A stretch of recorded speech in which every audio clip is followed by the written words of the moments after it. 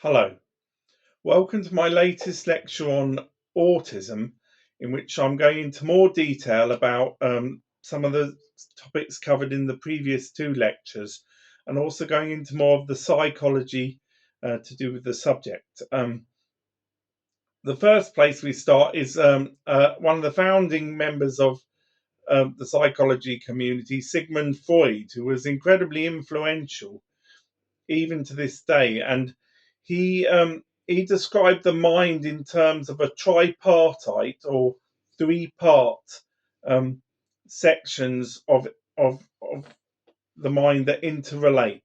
And the first part is called the ego, which is more familiar to us and we associate with ourselves or our self, as it were, or the self that we construct. The second part is the superego, which is what all the messages we absorb from our parents and from parent figures, they go together to form our conscience, and therefore our superego is our kind of parent conscience. And the third part is the id, which is short for identity, and this part is dependent on the self along with the superego, because the self is where all the information comes in through us. It gets to our ego before our superego and then our id. And our superego actually goes back and trains our ego or mediates the problems that our ego has. And our id is, if there's a problem between those two, then our id is badly affected and identity and personality problems can arise. Um, Now, our self is our egos to do with self esteem, our value of ourselves, and our self importance, our sense of person, of being a person. And it's a construct.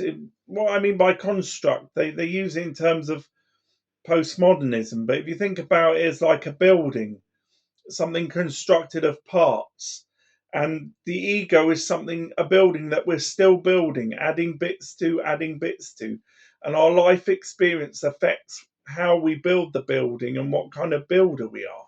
So, can we fix it? No, is the sense, without the help of our super ego, our parent conscience, and right. So so building a house is a very useful analogy. But what is an analogy? Because I forget with my viewers that I might use some words that they're not familiar with, and if you speak very quickly, as I sometimes do, it it, it really does pay to go back and go over things, because you can get to a deeper level of knowledge than getting confused by me. Because believe me, autism is confusing enough without people trying to confuse you, like other autistics in a lot of cases.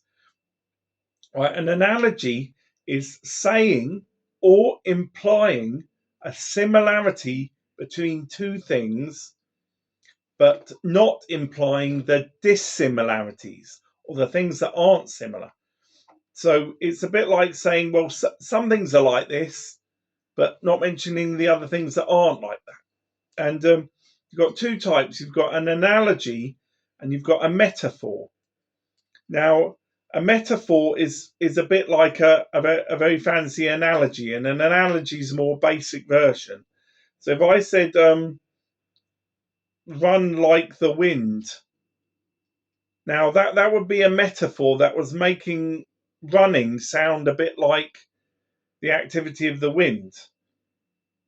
But if I say talk is cheap,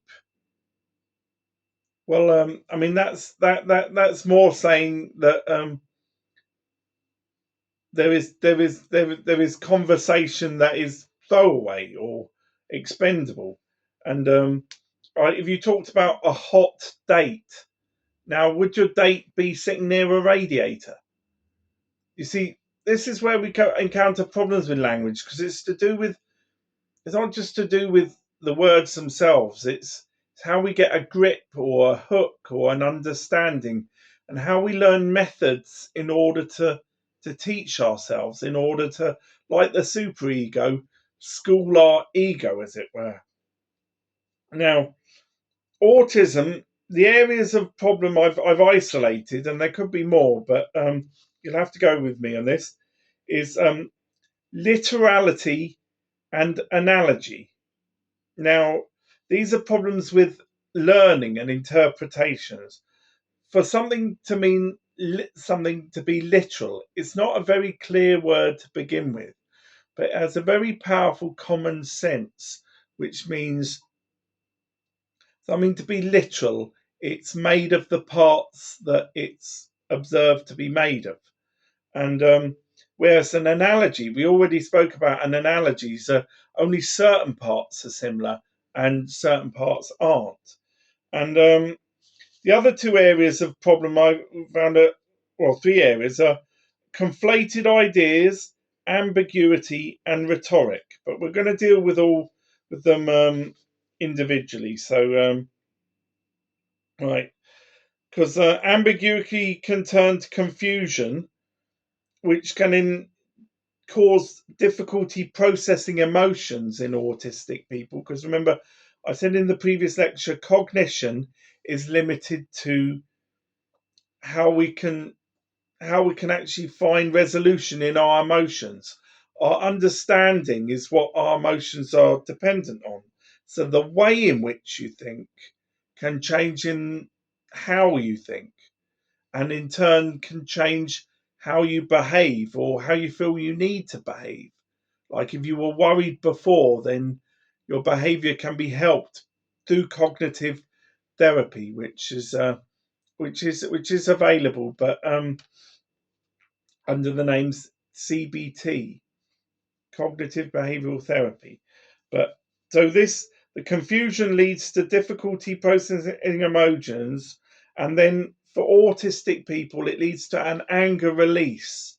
Confusion is limited to anger release, but we can do something about that using our CBT sort of mantra, as it were, that we can intervene sooner before the emotion causes the anger release.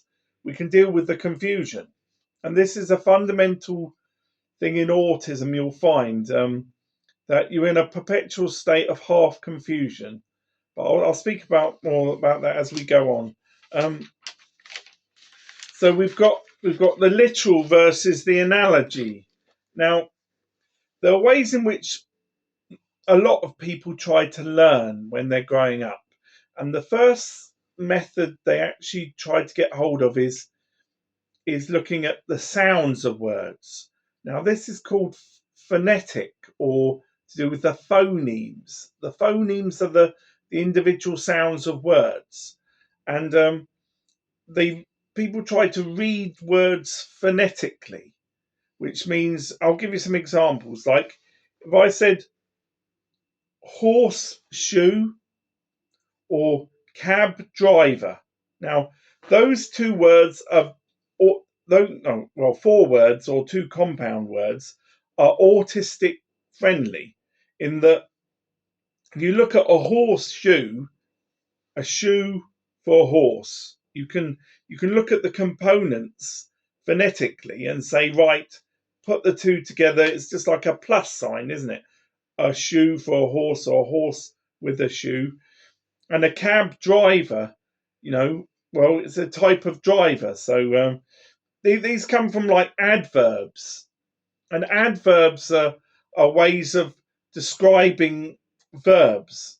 So it's like an addition on that qualifies or describes. So, like a cab driver qualifies what type of driver it is, or a horseshoe qualifies that it's a type of shoe for a horse. Anyway, these are the things that are more friendly to this type of learning. But when you start to look at other words like caterpillar, now you could look at those words and think I can use the same method here. A cat and a pillar. And therefore you've identified two things like a horse and a shoe, but they don't seem to add up in the same way, and they seem to be quite divorced from each other. And but we do look for at the sounds first in order to understand words that we don't know or we're unsure about. And it's autistic people and people with even more debilitating disorders can rely too much on this at at the expense of not having another method or another cognitive approach, another way of thinking, as it were. Um, now, now, learning disorder people, when they read, they look for hooks in order to understand, to get a hook on what the sentence is, and this is what this phonetic method is. It's people looking for a way into the language, as if they were reading a code and they were trying to decode that code, and they're looking for individual bits of it to see if they can put it together. So it's sort of like a crossword puzzle technique, and building it up from what you know to what you know to what you know, as it were. And but you see, autistic people have a special type of ego. Now, if I can show you on the piece of paper, this is the type of ego that an autistic person has. I don't know if you can see it. Can you see a American football badly drawn shaped around a black dot? We see this is the ego goes in a kind of orbit, but the type of orbit autistic people have is that the ego moves too close to its center, and at other times it's too far away. It's called an eccentric orbit, and eccentric people generally have similar traits. But um but what we have is a dysfunction of the ego in that you get too close to yourself and then you get too far away from yourself. You're not close enough to either, you're kind of too much or too little for empathy. And empathy, that's the practical functional thing we're aiming for. So now the ego affects the super ego. So it's kind of like autistic people are very focused on the ego and internal empathy, but this sends the superego into dysfunction because the authority is with the ego and not the superego, and the superego is meant to be like the parent, so it's like the parent loses control. Now this affects in turn the id, our identity, what the product of you know of what comes out of the ego, the self that absorbs, the parent that is that gets information from the ego and in terms disciplines, and our identity as human beings. The type of person we're building, which is the construct in some sense. In connection with the ego and the superego.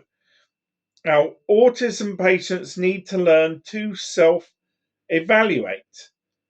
Now, my guitar teacher taught me a lot about self evaluation, and I too am not the greatest person at self evaluation sometimes, maybe not as severely as an autistic, but in terms of, I always want to ask somebody, what did you think of this? How did you evaluate this? And I become dependent on other people's judgments and people speaking bad words and being unfairly critical or expressing an opinion that they believe to be justified as such. you know I get too affected by it and I don't actually self-evaluate myself. So my teacher actually saying to me, well, what did you think of your performance, and refusing to actually evaluate me, that helped me actually start to become more independent. And this is what we need to aim to with autism, is to become more independent. And I'm guilty of putting too much store in the wisdom of the world, and you lose the skills that you have if you don't practice them, a bit like the superego losing control of the ego.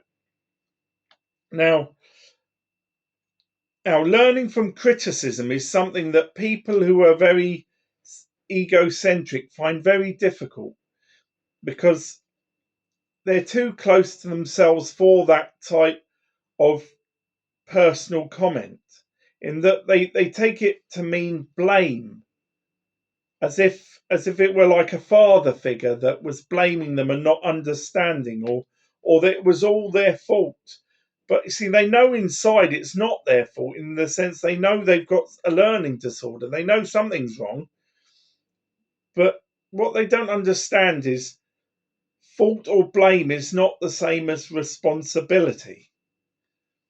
But you see, these generalizations can be made by an autistic in seconds, and they can explode with anger when fault, blame, and responsibility are all different things. Fault may be closer to blame, but we're all responsible for our lives in some sense. And responsibility doesn't mean we're to blame for our lives, or that it's some fault of us living.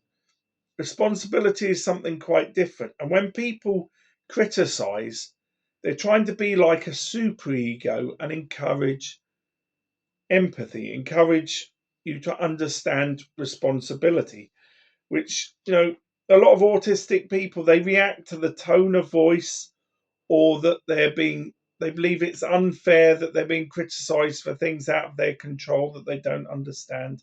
And they don't understand that somebody's just the important part's the responsibility, not the fault or the blame, because nobody can actually change the past. But if we can learn better in life, we can enlighten ourselves, then we can take responsibility. Maybe a bit at a time, but it's a learning process, and it isn't easy for an autistic, because these skills don't come naturally. A bit like me being told, "All right, what did you think of that performance that you can't remember much about?" Right now, experience all comes through the ego, and therefore the superego is vitally dependent on the ego in order to help the ego. So, right now, how do I self-evaluate? Is possibly a question you might ask. Well, it's a skill, thinking of or about yourself in a balanced perspective. Now, it's not easy to have a balanced perspective when you've got a Freudian dysfunction going on, but it's about taking a step back in your calmest mind, and instead of reacting, be prepared to withhold belief. Be prepared to say, no, I will not prejudge. And if you can say, I will not prejudge, I will not let my autism guide my confusion, that's the point where you can actually reapproach the problem, and get back in touch with that superego, because that's an incredibly powerful tool of learning. You've got a very badly organized engine. Right now, learning independent thought is incredibly tough, but it's the sort of thing that takes practice, and unfortunately things do in life. I mean, somebody might be jealous of my guitar playing, but if they thought, well, I can't do that, but I'm dyspraxic, severely dyspraxic, in that I kick random objects and walk into things and knock things over. And playing the guitar is a real struggle for me. So it took a very long time to actually train myself to be less dyspraxic on the guitar. And you only see the versions where I don't mess it up. So to be jealous of an artificial view, it's easy to make assumptions in life.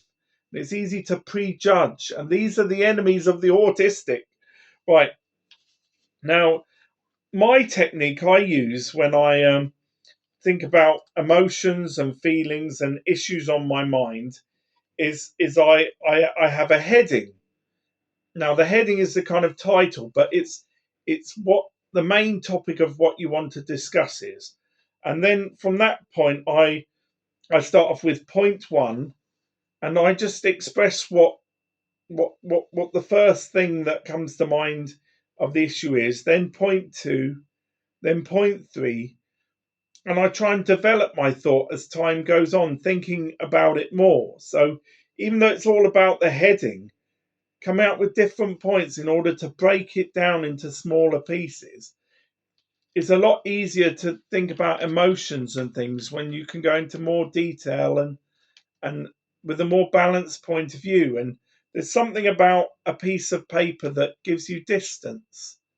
You're no longer trying to juggle everything in your head, and you shouldn't juggle everything in your head. I mean, I've got organizational difficulties, and juggling everything in my head is chaos. But for an autistic person, the sheer inclination to not respond with a balanced, measured point of view, to take things very personally and react, and to also to see things in others that are actually in yourself. But it's easier to be a critic of other people than to actually self-evaluate. And therefore, if you actually listen to the things that you say to somebody else, that empathy is coming from you, and they're things that you should listen to yourself. Importantly, not that they're not observations about me or somebody else, but it's you trying to tell you something. But because you're too close to the ego, the super ego can't tell you. So I'm doing it for you.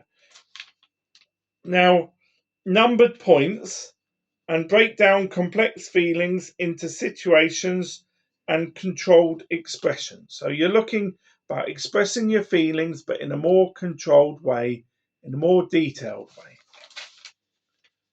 Right. Now, relying on literal interpretations, looking at the meanings of things individually, we've already seen can be a very unclear way of trying to get a hook or an understanding of language. And believe me, a dictionary can be as bad. You know, the sad thing is you never